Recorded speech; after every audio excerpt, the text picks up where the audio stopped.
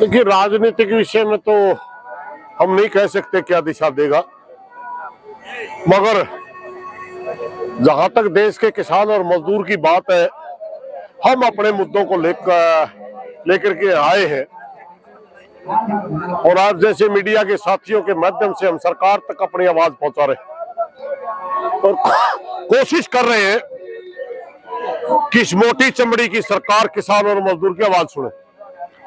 अगर वो आवाज नहीं सुनती तब जाकर के हमें कोई न कोई उस तरह का फैसला भी लेना पड़ सकता है, क्योंकि इस देश के अंदर प्रजातंत्र है और प्रजातंत्र के अंदर जनता देश की मालिक होती है। मगर आज जिस तरह का शासन चल रहा है उसमें प्रजातंत्र के सभी तरह के जो हमारे स्वायत्त संस्थाएं थी सारी समाप्त कर दी गई। एक तानाशाही की तरफ ये देश बढ़ रहा है, तानाशाही की तरफ। इलेक्शन कमीशन का व्यवहार देखिए, वो तानाशाही भाषा बोल रहा है। न्याय प्रणाली में आप देखिए, जो बीजेपी का करप्ट आदमी है उसके विषय में कैसे फैसले आते हैं और जो विपक्ष का उसके विषय में कैसे फैसले आते हैं।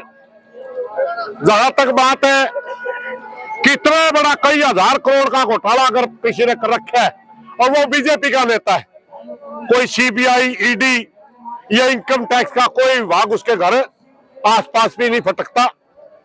अगर वही आदमी विपक्ष में है तो उनके ऊपर रेड कर दी जाती है। अभी पिछले दिनों आपने देखा देश के कृषि मंत्री का बेटा की एक वीडियो बाजार में चल रही है, हजारों करोड़ रुपए का बने हुए उसके ऊपर। कनाडा के अंदर है, वो गांजे की खेती करने के लिए हजारों एकड़ जमीन ली, गवाह है।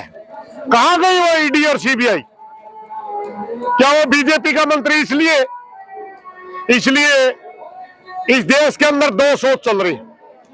एक सोच है विपक्ष के लोगों को, आम जनता को दबाना।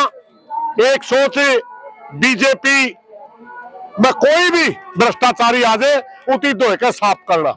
अब ये सारी चीजों को देखते हुए हम अपने किसान और मजदूर की आवाज को उठा रहे हैं।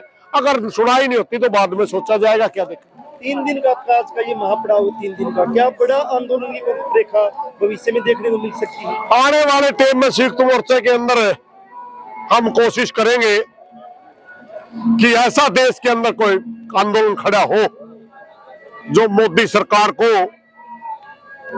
सोचने पे तो मजबूर हो नहीं सकते, क्योंकि सोच तो इनकी मात्र एक ही है, जाति और धर्म पर लोगों को बांट करके लड़ा के वोट लेना।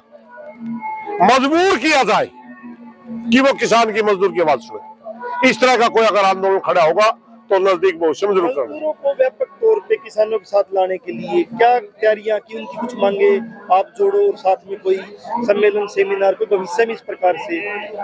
देखिए, मजदूरों के अभी हम जो इस आंदोलन में है इसमें काफी ट्रेड यूनियंस भी वो अपनी मांगे उठा रहे हैं। कच्चे कर्मचारियों को पक्का करो और भी कई तरह की। मजदूरों की हमें पहले भी मांग करते रहे। किसानों का, हमारा संगठन का नाम भी भारतीय किसान मजदूर यूनियन है। हम अपने संगठन की तरफ से भी 200 दिन की मनरेगा की दिहाड़ी मांगते हैं। 200 दिन इनको काम मिलना चाहिए, 600 रुपये एक दिन की मजदूरी चाहिए। इस तरह की हमारी जैसे लेबर के ऊपर है जैसे कृषि के ऊपर 3 कानून बना करके कृषि को बर्बाद कर रहे थे, इसी तरह लेबर कोड के नाम से 4 कानून लेकर के आ रहे हैं जिसमें मजदूरों के अधिकार समाप्त हो जाएंगे।